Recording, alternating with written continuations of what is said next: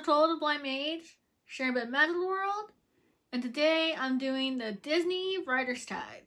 This tag was created by Kate Kavanaugh, and I also post down below the link to Lauren, so she also did the tag. First question. Aladdin. Poof! A genie appears to grant you one wish for your current work in progress.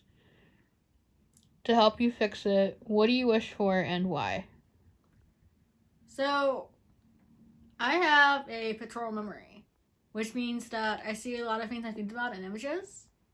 And a lot of times I'll think out an entire scene in my head, like how the characters should react, how they're talking, gestures, etc. So I wish for a genie to be able to take one picture in my head and just put it on the page for me. And I have the hardest time trying to get what's on my head on paper. Me too! Next question. The Lion King. If you could retell any Shakespeare play using animals as the main character, which play would you choose and what animal would you choose? So Lauren knows this answer, and it's A Midsummer Night's Dream. It is my ultimate favorite Shakespearean play. And for animals, I'd see probably like butterflies and foxes. And it's actually funny because in the play itself, there's humans actually turn into animals, so it wouldn't be that far a stretch for this play. Next question for Pocahontas. Have you ever pulled inspiration from history for a story? If so, what was it? I have to say it's probably the same research I pulled for Hunted the Mortis series. And that's pulling from London during London fires, and also European or Transylvanian lore based around Dracula. And the next one is Snow White. And what was the first story you've ever written? Of course, Lauren knows the story behind this. So the first story I wrote was called Newmont Angel. And it was the idea of this girl being half human angel and half demon. And showing that the both sides are at war and that she'd be solution. It ended up being over 10,000 words and wasn't finished. So the size of the Yellowstone Pages book when it used to be a thing. Pretty much. Like dictionary. And Lauren pointed out that it was a hot mess. And at the moment, I am reshaping it and turning it into a series of novellas. The next one is Mulan. And who is the strongest character you've ever written and what made them strong? Two characters come to mind. The first is Donovan from Hunted, because of that he's a vampire that a lot of crap happens to him. Like, people are trying to break him, and despite being as low as he's still doing what he can to protect those he cares about. And then the other character is Rosalie, who is from my story called Dark Beauty. And despite the fact that her parents were sacrificed, she had to give up her beauty to protect the village, she is still strong and she still focuses on what's important to her instead of just throwing the towel. So the next one is Star Wars. Boo! And if you could live in any world or setting you created, what would it be and why? I would have to say the setting for Dark Beauty, because it's based on the concept from Beauty and the Beast. So think of like a lot of like woodland and early European, so like castles, farmlands. So the next one is Anthems. Woo! Which Disney song would you put on your writing playlist? All of them. Except for ones that are instrumental. Instrumental. Thank you.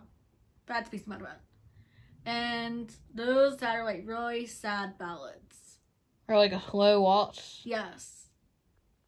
So Fantasia would not be on there. Do you have a favorite Disney soundtrack? Like from a movie? So recently I've been listening to Enchanto, and a lot of songs that are catchy. The next question is retellings Which fairy tale retelling would you do and why? That's easy. As I mentioned, Dark Beauty is a mix between Phantom of the Opera and Beauty and the Beast, but with more magic.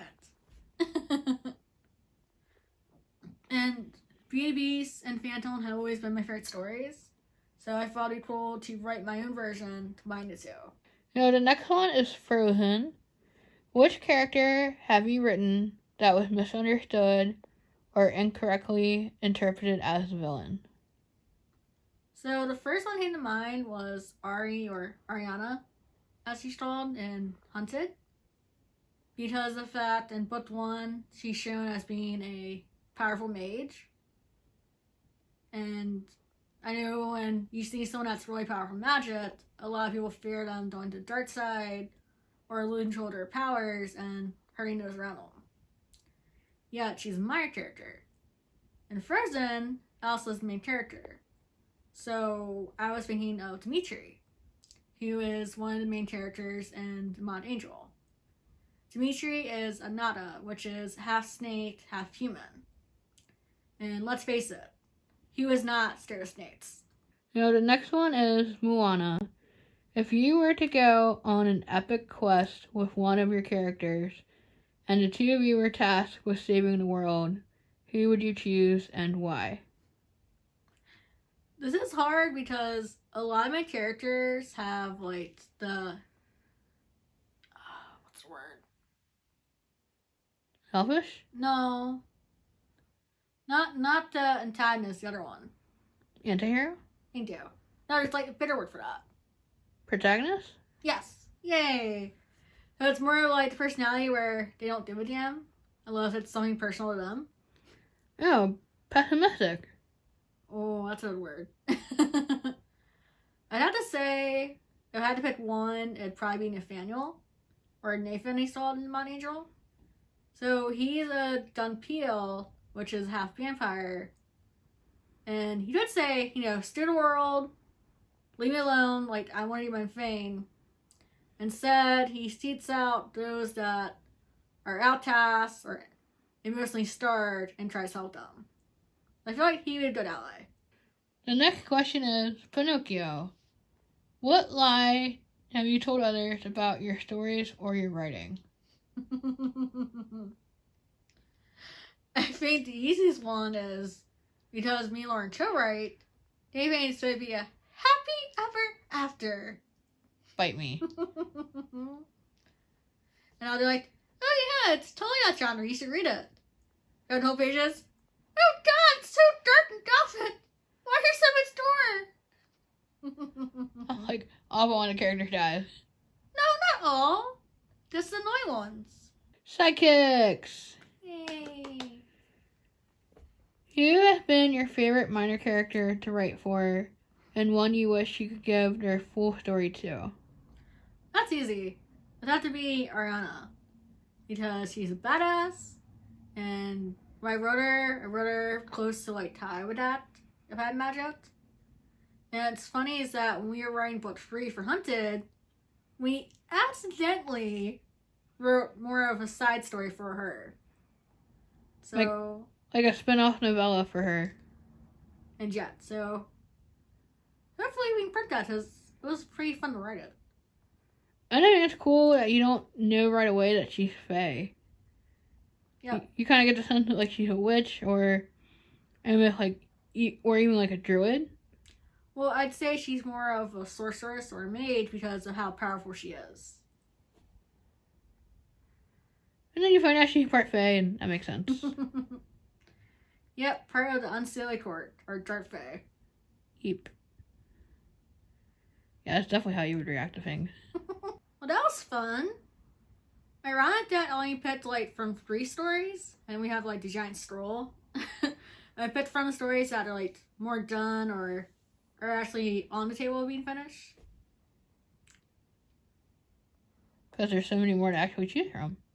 Yeah, there's, like, what, 20 of them? Yeah, but sometimes an idea can change as you're writing it. That's true. If you like this tag, then I say go ahead and do it, because it was a lot of fun. Or if you love Disney and you're a writer. or that too. And until next time, blessed be.